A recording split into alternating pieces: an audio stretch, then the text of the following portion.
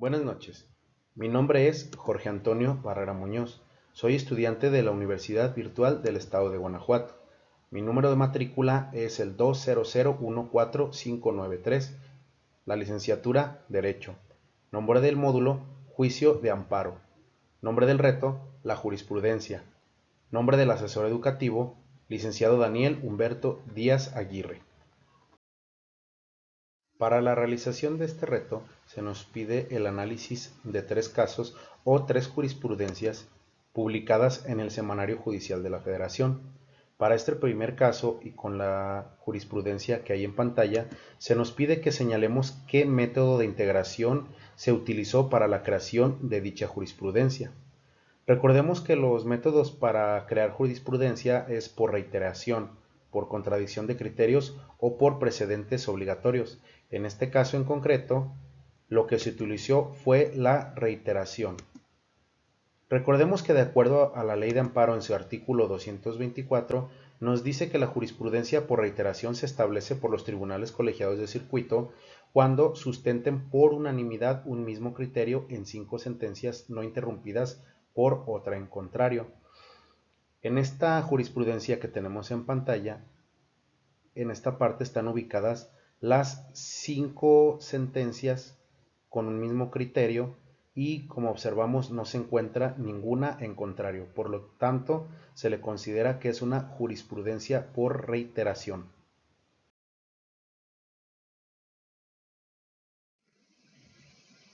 Para el caso 2, se nos pide que identifiquemos cuáles son los razonamientos para que la jurisprudencia 1A diagonal J 93 diagonal 2013 de la décima época fuera sustituida por la jurisprudencia 1A diagonal J 78 diagonal 2018 de la décima época emitida por la primera sala de la Suprema Corte de Justicia de la Nación.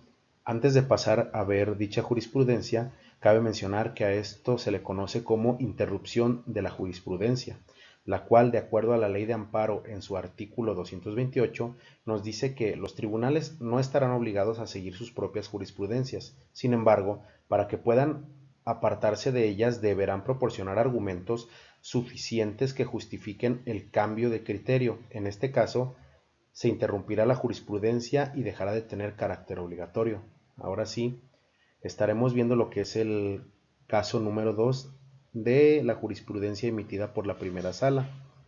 En esta jurisprudencia podemos observar, que aquí lo resalté, lo subrayé, toda esta parte es el razonamiento que da la primera sala para lo que es la interrupción de la jurisprudencia, que dice así: esta primera sala estima necesario interrumpir este criterio jurisprudencial porque la regulación de la citación a esa audiencia en las legislaciones locales mencionadas, en este caso que son en los estados de Chihuahua y Durango, es semejante a la prevista en el artículo 141 del Código Nacional de Procedimientos Penales para la citación a la audiencia inicial y la lectura sistemática de las fracciones numeral 1 y numeral 2 del artículo mencionado. Se advierte que la citación de la persona investigada a la audiencia inicial en la que habrá de formularse imputación en su contra, por sí sola, no es un acto que afecte su libertad personal, al tratarse de una simple comunicación del juez,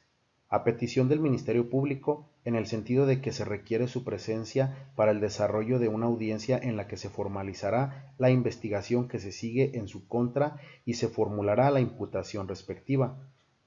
Audiencia en la que podrá o no ser vinculado a proceso y, en su caso, sometido a una medida cautelar. No obsta lo anterior, el derecho de que, conforme a la fracción 2 del precepto citado, en caso de no comparecer injustificadamente, pueda ordenarse su comparecencia forzosa, pues ello es un acto futuro de realización incierta al estar condicionado a que el citado no asista sin justificación y el representante social solicite que se ordene su comparecencia mediante la fuerza pública, por lo que ese acto de comunicación, como tal, no incide en la libertad personal del citado. De ahí que contra el auto que ordena la citación del investigado a la audiencia inicial es improcedente el juicio de amparo en directo, pues se trata de un acto judicial fuera de juicio que no afecta la libertad personal del quejoso, conforme al artículo 107, fracción 4 de la Ley de Amparo. Esto, como les comenté que acabo de citar, son los razonamientos que da la primera sala para la interrupción de la jurisprudencia.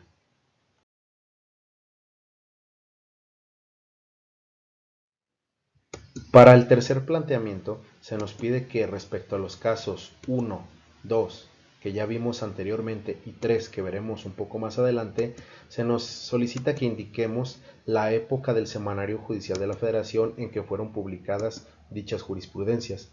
Como podemos observar en el caso 1 y 2, en la parte donde nos da los datos de la jurisprudencia, se nos dice que para el caso 1 y el caso 3, que como repito veremos más adelante, ambas fueron publicados en la novena época. La novena época abarca del 4 de febrero de 1995 al 3 de octubre del 2011, y para el caso número 2, esta jurisprudencia fue publicada en la décima época, la cual abarca del 4 de octubre del 2011 al 30 de abril del 2021.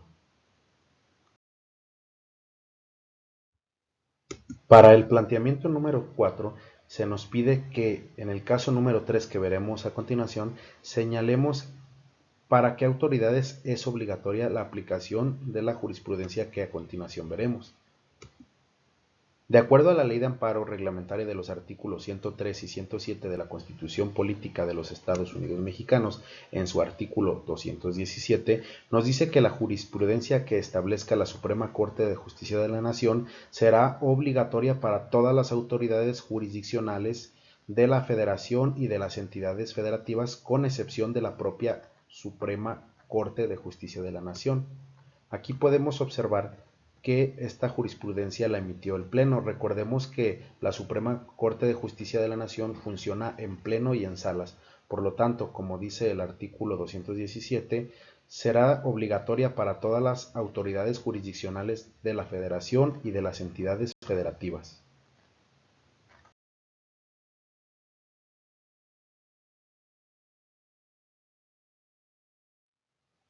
Para nuestro último planteamiento, se nos pide que en el caso número 1, que fue el primero analizado, identifiquemos si se cumple con el requisito establecido en el artículo 223 de la Ley de Amparo respecto a los votos que deben emitirse para su aprobación. Recordemos que el primer caso que vimos es una jurisprudencia por reiteración. Esta parte que acabo de señalar es en donde se encuentran las 5 ejecutorias ininterrumpidas que dieron lugar a la reiteración.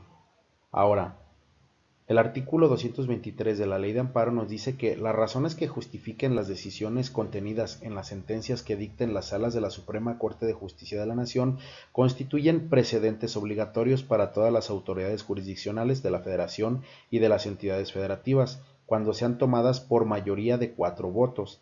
Las cuestiones de hecho o derecho que no sean necesarias para justificar la decisión no serán obligatorias. Ahora, como podemos ver,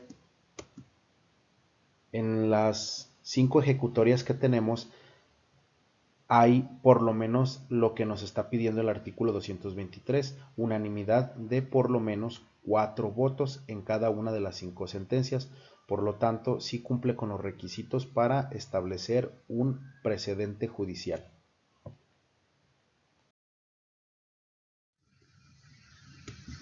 Para finalizar, terminaremos el presente reto con la conclusión.